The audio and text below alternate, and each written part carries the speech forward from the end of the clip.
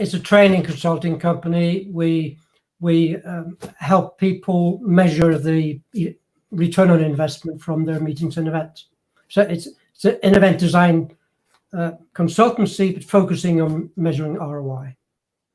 Absolutely. And, ROI is a key element in marketing. Events are an important part of marketing. So I know that that is an important subject in the events industry. Then we have Michael Martin from Elvro connecting from Barcelona. Michael, how are you tonight? Hi, everybody. I'm really fine. Thank you for the invitation. It's really a pleasure to be here with all of you. Perfect. And Michael, could you tell us a little bit, for those who haven't done any parties with you, what is Elvro? So basically, Elvro, it's like a company. It's like working in the techno sense. And actually, we are holding events around the world. We did last year around 150 events around the whole world. And basically, it's like a 360 experience where you have performers, DJs, tons of confetti, like really extreme party where you get really in deep into the whole story. So you're just going to a party and you are totally in another world. So you can be like in a forest, you can be like in some kind of pirate ships, like in way like different worlds every time. So we have around 19 themes that are just going through all the world, and we are just launching events around the world, and it's around like 5,000 to 10,000 people. And then we have big festivals with Elrotan that we are talking then about 30 to 40,000 people. Perfect. So it's definitely events very based on the experience, on the emotions, and on the relationships among people. So very interesting stories to share in this conversation. And then we have Olena, who's joining from Kiev in Ukraine.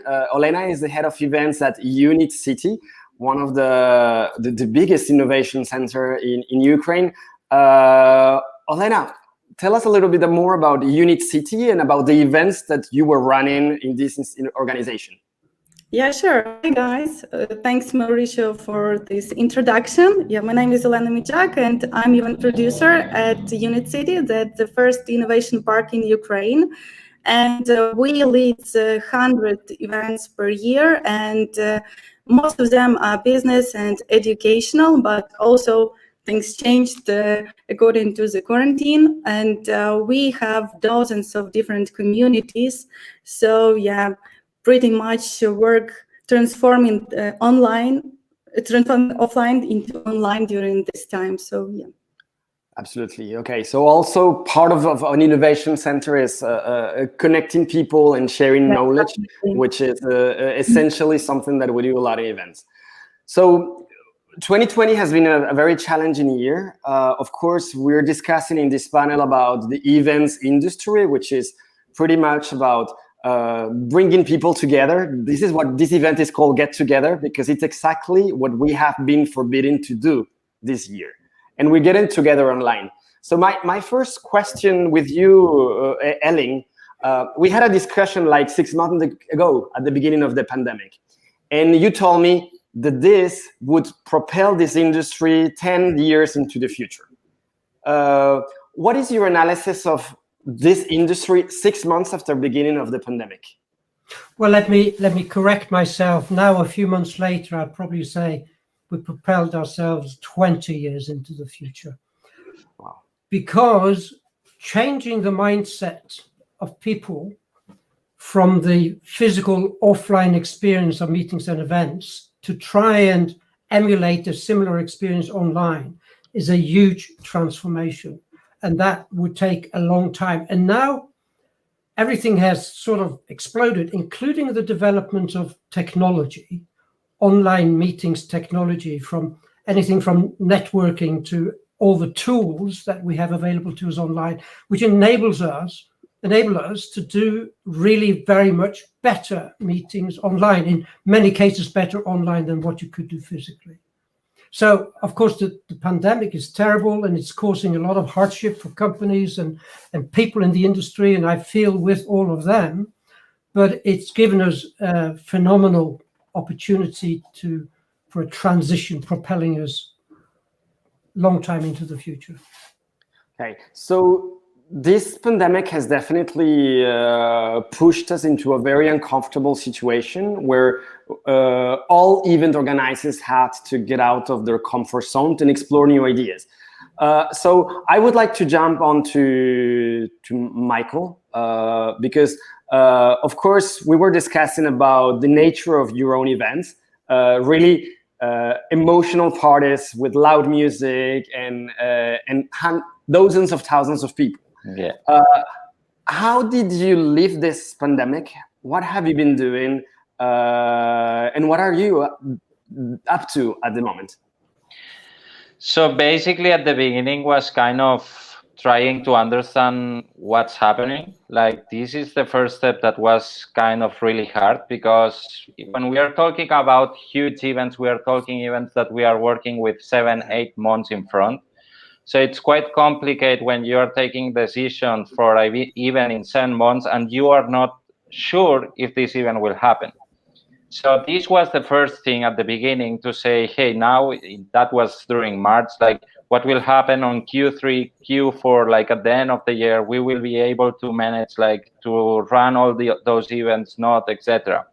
So at the beginning was kind of, okay, let's keep calm. Let's see what's happening in the future. We're going to cancel the things that need to be canceled. And from there, we will go on once we can go back, no? But with the time when we see like the situation was going bigger and bigger, then things changed a lot. And then it was kind of, okay, our main product that it's putting thousands of people together and put them like enjoying a party, it changed. Like it's not possible to manage, and now we need to find out how we will proceed the following months and maybe the following year, no? So at the beginning, we started working with a lot on socials in trying to bring entertainment at the home of the people. Like actually more in Spain, that the lockdown at the beginning was quite hard. Like people couldn't go out at all. And we were like trying to bring this entertainment to the house of each people and each fan we had so far. So one of the ways we did that was working with our mascot. We have a mascot, it's a chicken, it's like a family of chickens. The main mascot is Rogelia. And we were using these mascots to manage like different like live sessions, like doing cocktails, cooking, doing fitness sessions, or doing like some suko session. It's kind of a yoga mixed with music. So it was kind of also matching with the company. And we were actually running a lot of events, like every week running different sessions. And we started also with the home sessions with our resident DJs. And seeing this going farther and farther, because we saw like pandemic, it's going bigger and bigger. Things are not going to be better, like for this year at least. So we start deciding, okay, we need to actually improve our product. It's not only about having the DJ playing the music for the people, it's also giving the people like some kind of show in there. So we started looking for new places where to have the DJs. So we had our DJs playing at Casa Batlló in Barcelona, like one of the really famous buildings of Antoni Gaudí. We had also the DJs playing in Amnesia, like a really known venue for also for our fans. So it was kind of bringing them all the experience, also having performers during the sessions. And this was going more and more. So the next step was how we can bring those users to be up, like to be more involved in our live sessions. And we started making live sessions, and you could actually connect to those live sessions and be live in the same session. So it was kind of bringing those party moods to the houses of the people. Also, we asked people to dress up, like to get costumes on. Like we had also all the themes. We were playing a lot with the themes. So it was the way we try to bring all this mood into the socials. Perfect. So indeed, you made an effort into translating the atmosphere, the mascot, the identity of these events, and then bringing more interactivity by also showing the people so they could share also the moment and the experience. Yeah, of course. Basically, we are an entertainment company, and the main point was we are not able to make it physically. Let's try to make it digitally. So we brought all the entertainment into the digital side. Of course, it's not always the same, but at the end, we were like trying and testing different things and trying to every time getting new things. Perfect. So, Michael, before we dig deeper into the reaction of the community to these initiatives, I would like to go to Ukraine with Olena. And Olena, we are in a very different context because we are talking more about a corporate environment with academic talks. So how did you live the arrival of the pandemic, and how did you adapt?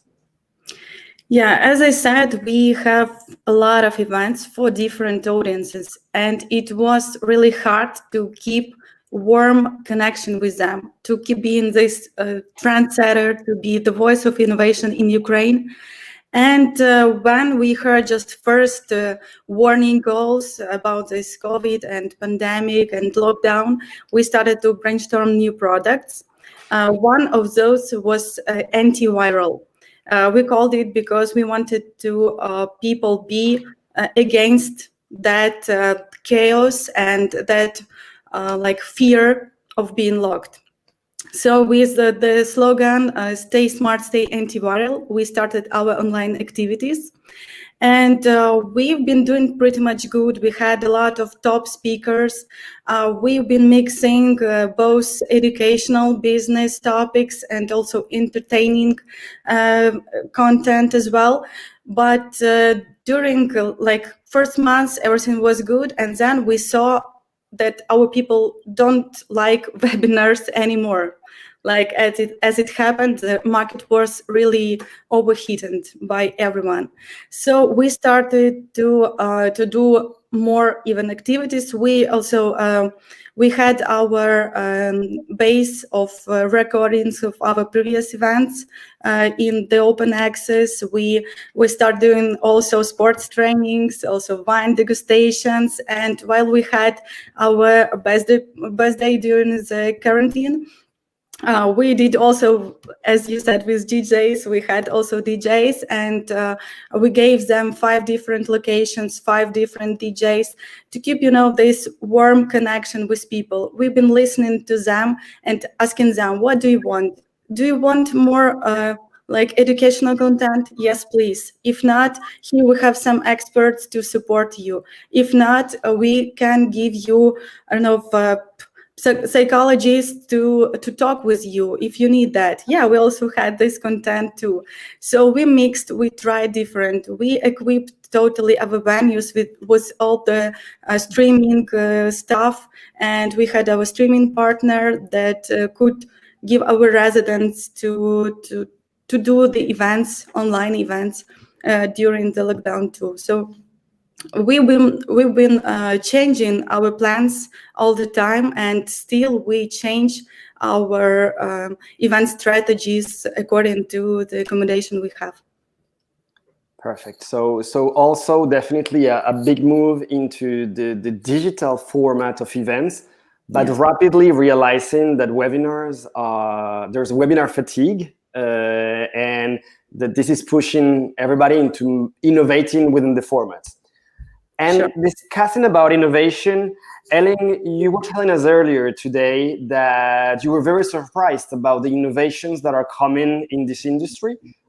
Could you tell us a little bit more about the ideas that we were discussing?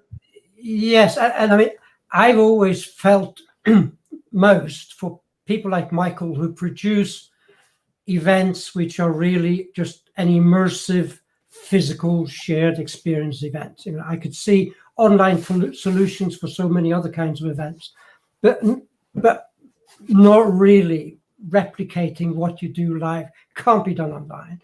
But I did have a pretty mind-blowing experience today, and I think I was giving a backstage view of the kind of stuff that Michael does. This was an interview by Michael Neves on LinkedIn today with the organizers of a concert in Helsinki in the middle of the pandemic. They normally would have a big live concert, the May Day concert. Couldn't do it live with thousands of people on the square. They made a 3D model of the square and the church behind it. They put that into a gaming engine, and they invited people to join, to create the avatars and be dancing and screaming and shouting on the square like they normally would do.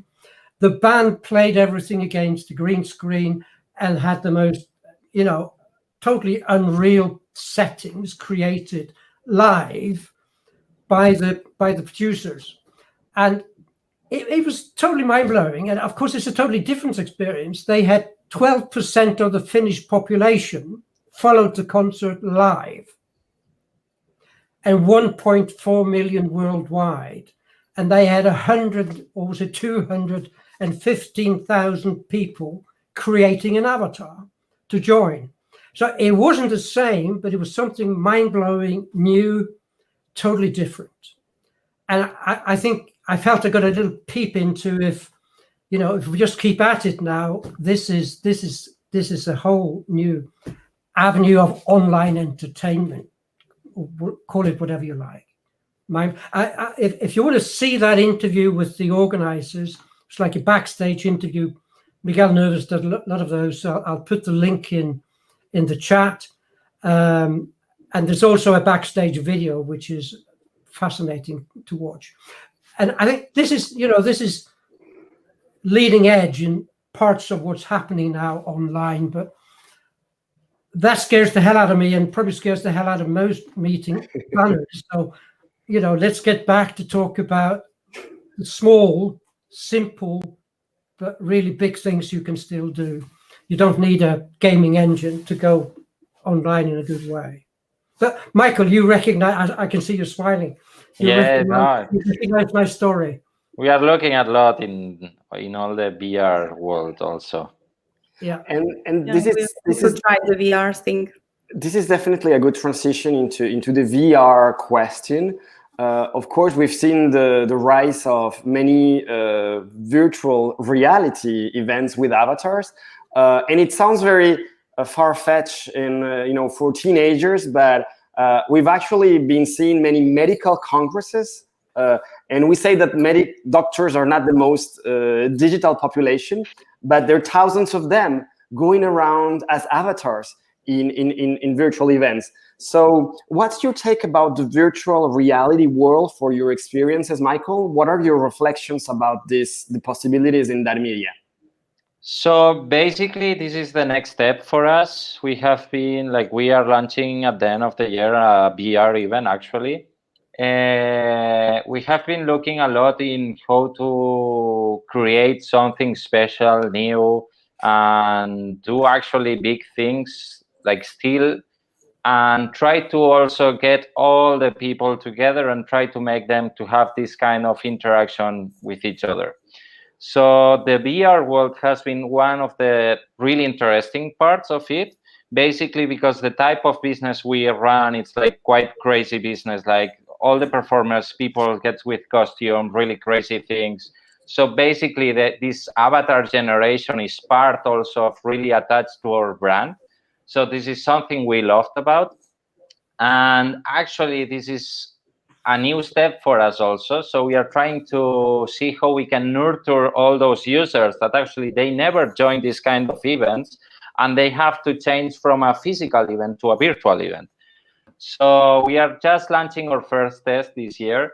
And for us, it's something that we will keep in mind for the following year. So it's not something that we are testing now until pandemic is done and then we can relaunch normal events, then everything is done with the virtual reality. No, basically this is the moment where we need to launch this. It's forced by the situation.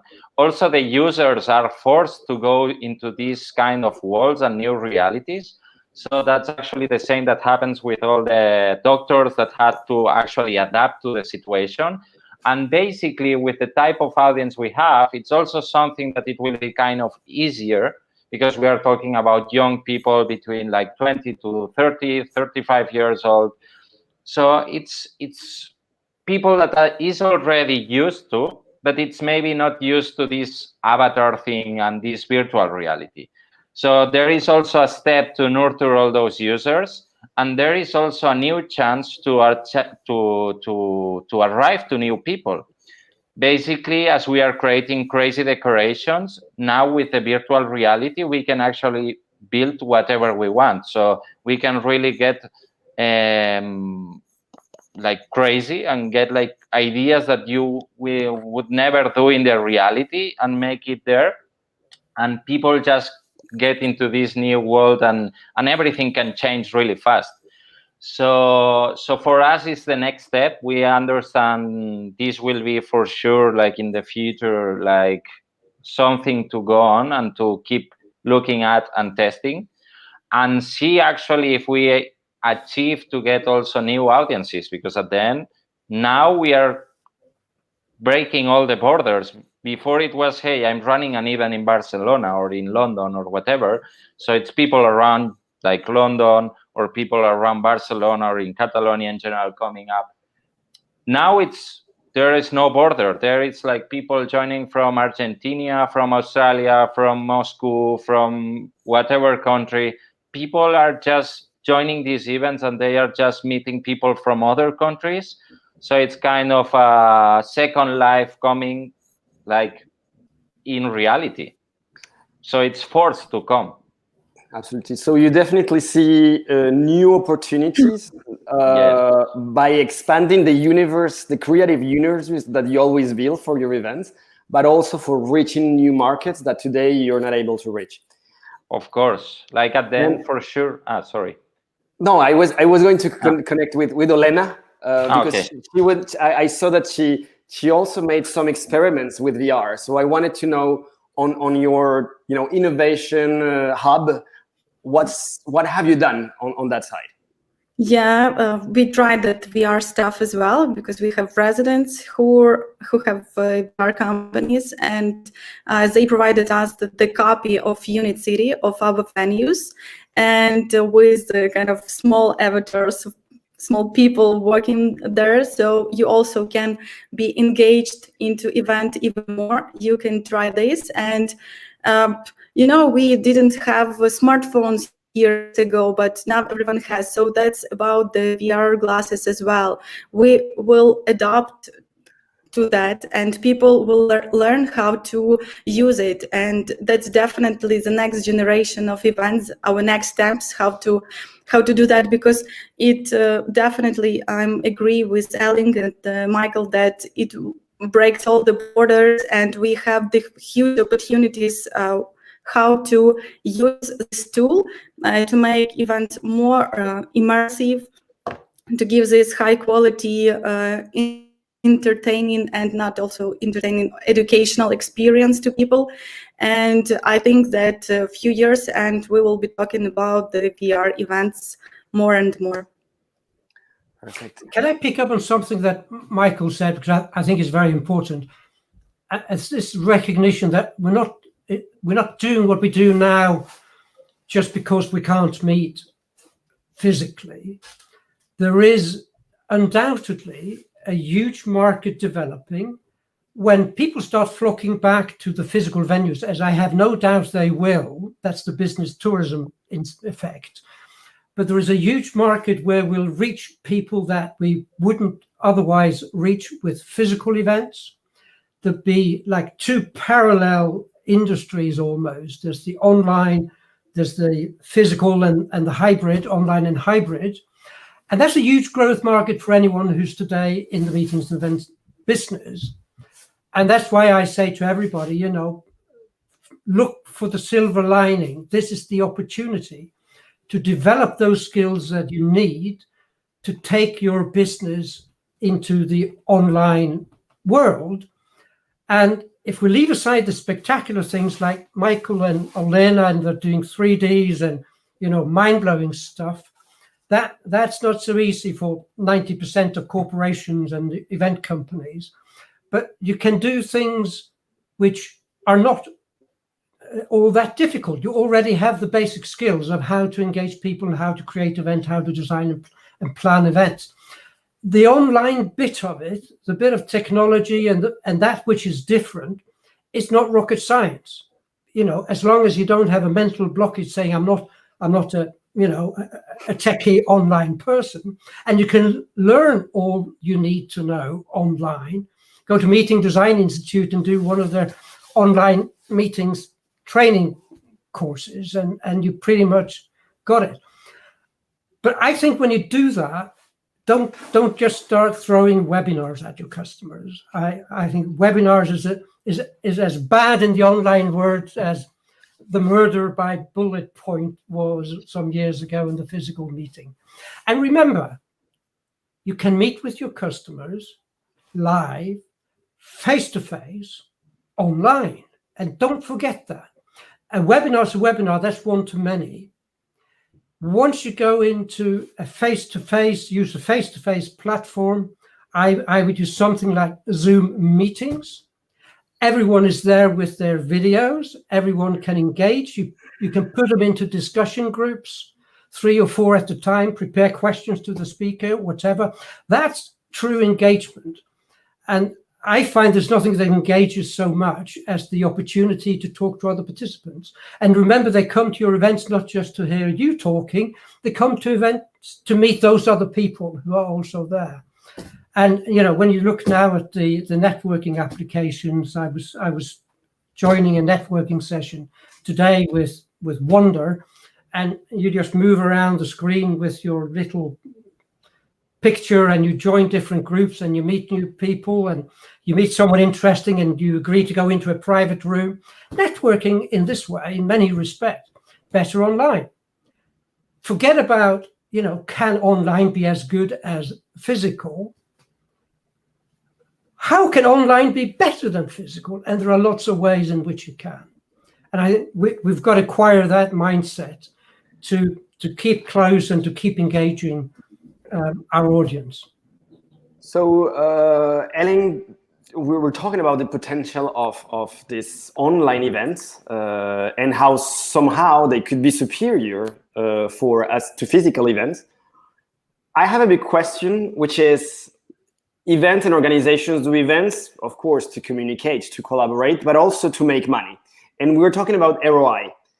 So that's a big question. And I would ask this question to the 3 of you. What's your point of view on the return on investments for these digital events? Is there a business model that can be built behind? What do you think about it? You asking me? Or... Well, I can kick it off since I'm the ROI guy.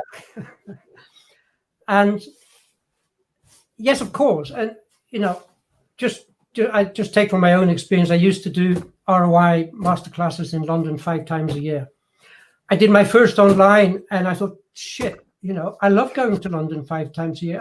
I can't go back to London. It wouldn't be fair to my students because I can teach that better online. And I have tools available for me and my students online, which means they will learn more in the same period of time. Talking about the business model, some of them were shouting and screaming when I said the price is the same. It doesn't matter if it's online or physical. Maybe I save something. You don't have to go to London. You don't have to go away from the office and lose that income you should be generating for all that extra time that it would take. Sorry, you can't do your Christmas shopping in London at the tail end of the training. But I think for all of us, there is potential much better ROI in very many circumstances. And, that's the only thing I would say. Don't think that it's cheap still to go online, because what you do online has got to be even better in many ways than what you do physically. You've got to take a big chunk of that money you'd be spending on venues and catering and all that stuff, and you've got to put it into creating really compelling, engaging sessions. And if you want to benchmark, go back in the program and look at Alex's opening presentation this morning at this event. That was a benchmark. It was a benchmark. Look at his background, look at his lighting, his camera, his microphone, his storyline, look at his camera presentation, his supporting graphics. You need to put those kinds of quality presentations and stuff in front of your customers if you're going to keep them engaged. Perfect. And how do you feel about it, Michael, on your point of view for Elrow? So basically, at the end, for us, is a totally change in our business model. Basically, we were running physical events where you are selling tickets and you are selling also like food and beverage. There is also a huge part of revenues. Then, of course, you have the sponsoring side of all this. Basically, it has been quite challenging to sell tickets for like some new product that we are still building, that we are still doing a huge effort on bring all this cool experience to those users. Basically, the VR side will be maybe the first step to just manage to get like a ticketing site. But for our live section so far, it has been always open and totally for free. But in this case, one of the important things is we are going to a digital era. We are way like at the end when we are running an event for like 10,000 people, you're getting like 10,000 people inside the venue. Right now, I have live streams where I'm reaching 12 million people. So basically, there is a huge exposure of your brand and of your partners. So this has been one of the key points for us to say, hey, we have a big audience, we have a big bunch of fans that are just following us. They join our live streams. We are giving way more visibility to our sponsors and partners. So we need to make them understand, okay, this is the situation. The exchange has also changed.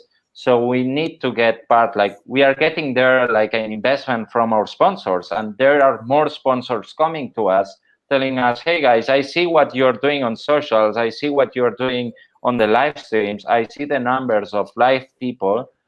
I want to be there. I want to be part of this and be in this exposure. So this has been one of the revenue streams that we really got, like this is one of the key points. But in the future, for sure, we need to go further and find somehow the value on people buying a ticket to go to a VR event and enjoy a VR event and make it more like specific for people that pays a ticket and be able to build more craziness and more like 360 events where the experience is more in deep, going more like in an immersive experience. But this also needs to be involved with a budget and also to invest on this. So it's always this fight against how much I can invest against what I can get back, no? And right now we are in this point of saying, okay, let's try, let's test and see from there where we want to go and where we can get like a revenue stream where we find a balance. Okay, and Olena, maybe your take on this question, just briefly in a minute, because I would like us to have one more question for the panel, but then go to the audience questions. Okay, yeah, what can I add that, yeah, development will be not cheap, but when people will get used to this VR tool and these immersive technologies, they will pay for this huge amount of people engaged into events. So definitely there is a profit in this case too. So yeah. Absolutely.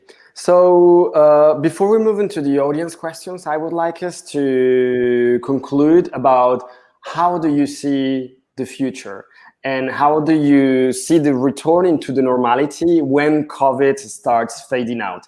So Michael, I think we all, I was saying that the greatest parties that probably we're going to leave are going to be after COVID, because I cannot imagine the energy that there's going to be. How are you thinking about going back to physical events, and what's your plan? So basically we are ready. The main point is the day someone let us make a party, we will launch a party, whatever place in the world it is. We are already checking like different options, different ways to manage, etc. Also moving like in terms of all the situation, we understand it will be something that will be starting like with 1,000 to 1,000 people, then it will start growing if everything goes fine. So we are basically managing all this situation and understanding the day we can just launch something, whatever country it is, we will go there. So this is one main point to say, if tomorrow I can launch something in Asia and I can just launch 8 events in Asia, I will manage to, and I will do it. because at the end, basically, it's about having a venue, having the contact, and selling tickets. Selling tickets after the situation we had where many people, like lots and tons of people, want to just enjoy one party again and be again like in a normal situation. We are quite sure like the coming back of the events will be like a really good moment for the industry because numbers will go like Will go crazy up. for Yeah, sure. like crazy. And how about you, Elena? How do you see it? And actually, this is a question from the public that is linked to this. What changes in the industry will stay long term after this pandemic will be over? So in this future plan, what have you learned from this 6 months of crisis, and what do you think you will keep into the future? Yeah, after the pandemic will end, I guess all the people will run to the events of offline events because they're eager to have some, and they are always asking us when will be the next one event that we used to offline.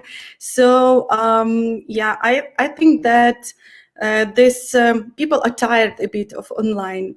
Yeah, we have amazing tools, we have amazing opportunities, but still we need to be connected, and we can do that with offline as much as that's the best way to do that. So we are ready to do, like, we are planning to 2021 open air events, open air theaters as well, conferences. We provide all the masks, we even have a robot that can spill the antiseptic and measure your temperature. So like, we are ready to use the lessons learned from the lockdown, and we are ready to have our events as we used to before, and we are ready to mix. We also we want to mix and create hybrid events where the small amount of people is still at the venue, and we have the worldwide broadcast, so we can engage as much people as possible. So that's the key, to be flexible, to build something new, to create new formats, and probably that's it. Perfect. And Elin, and any words about this? How do you see the industry evolving as we live the pandemic? Well, I certainly agree with Lena that the hybrid meeting is the future. I think there'll be few meetings in the future which do not also invite those who are not able to come to the physical venue. I think that's, if anything's going to be the new norm, it's going to be that. It's going to be a combination. We can have multi-city meetings with smaller groups meeting physically in different parts of the world and then connecting online. I believe there is a lot of merit in the online model and format, and I think it will grow and it will find new markets, new participants. But the physical will grow as well.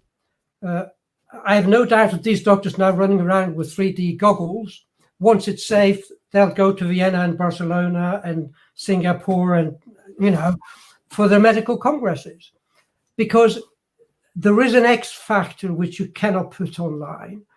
It's that, blocking your head out, getting on the plane. I'm going to spend a week now nurturing my relationships with other doctors and learn new things that I need for my practice.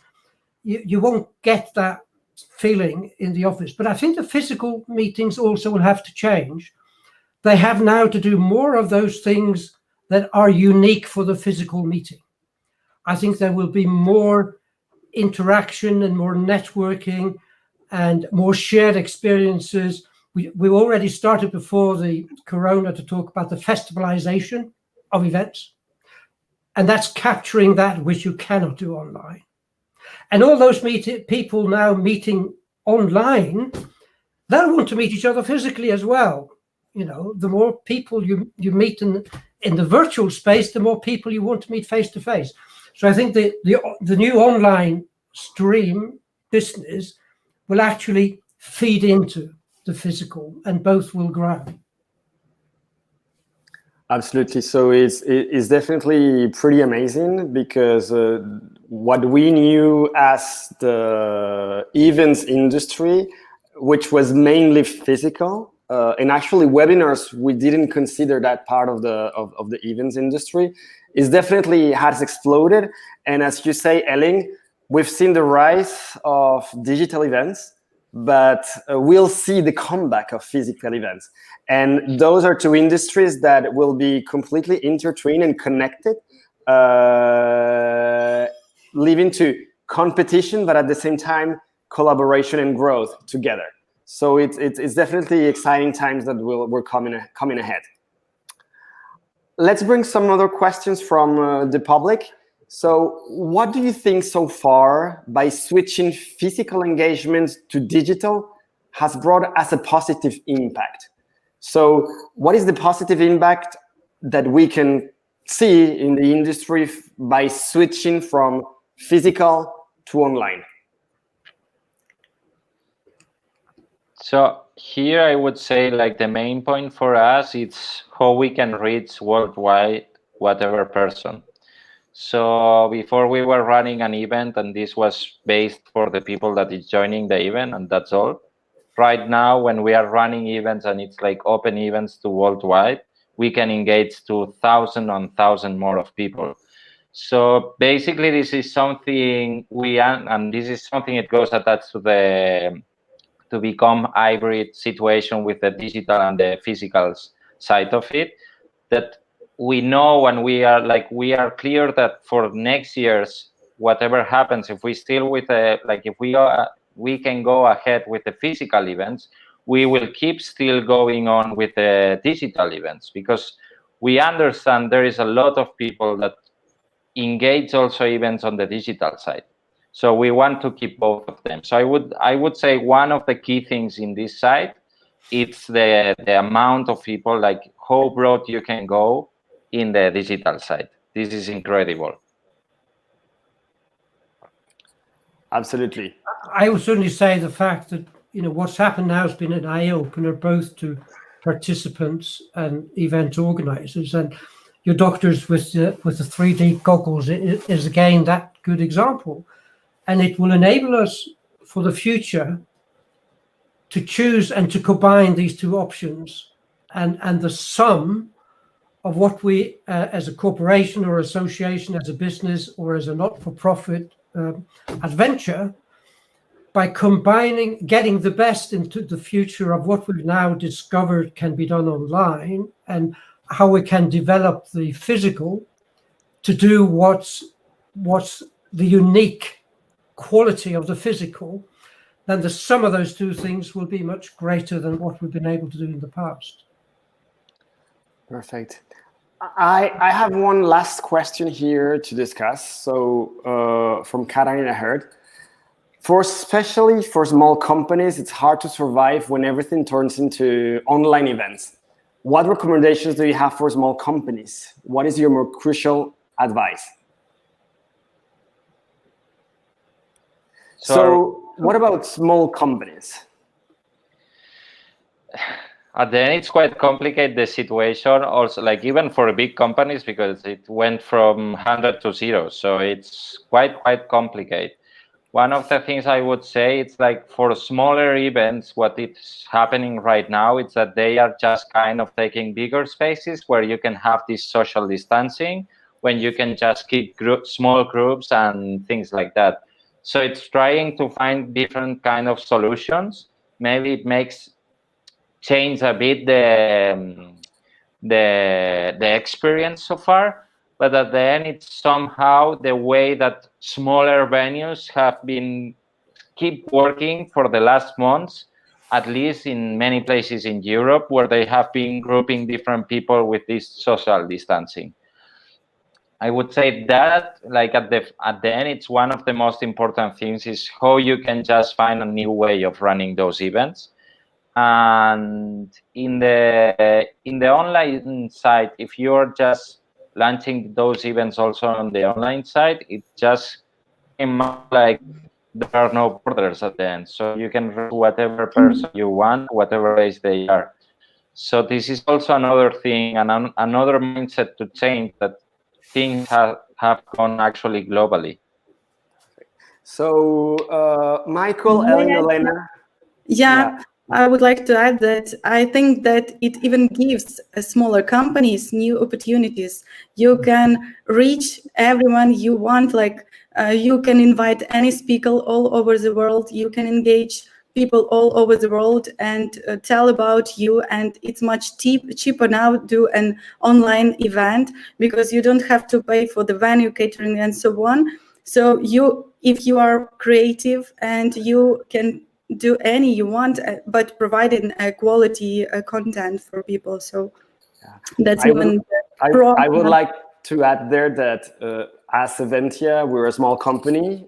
We are in the event industry as technology producers, but our clients, our teams are all around the world. So physical events were not an option, and we never did it. But get together is for us the opportunity to go into the virtual stage and be connecting with others. So my advice for smaller companies is that now it makes it possible to have events. It's really more accessible. I'm really sorry because we're gonna have to stop here.